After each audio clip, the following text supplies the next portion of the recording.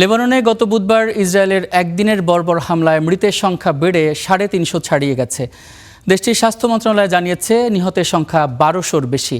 হতাহতের সংখ্যা প্রতি মুহূর্তে বাড়ছে, কারণ ধ্বংসস্তূপের নিচে থেকে উদ্ধার হচ্ছে নিত্য নতুন মরদেহ। যুদ্ধবিরতির ফলে ইরানে মার্কিন হামলা বন্ধের পরই লেবাননে সবচেয়ে বড় হামলা চালায় ইসরায়েল। আক্রমণের তীব্রতা এতটাই বেশি ছিল যে বহু লাশ ছিন্ন ভিন্ন হয়ে গেছে। তাদের পরিচয় নিশ্চিত করতে ডিএনএ পরীক্ষা করতে যাচ্ছে কর্তৃপক্ষ। ইরানের সর্বোচ্চ নেতা আয়াতুল্লাহ খামেনিকে হত্যার প্রতিশোধ নিতে গেল ২ মার্চ ইসরায়েলের রকেট হামলা শুরু করে ইরানপন্থী সশস্ত্র গোষ্ঠী হিজবুল্লাহ। এর জেরে শুরু হওয়া লেবাননে চলা ইসরায়েলি হামলায় মৃতের সংখ্যা ২,০০০ ছাড়িয়ে গেছে। এদিকে তেহরানের ক্রমাগত চাপের মুখে ইসরায়েলি বাহিনী রাজধানীর বৈরুতে হামলা বন্ধ করেছে, এমন খবর দিয়েছে ইরানের সংবাদ মাধ্যম।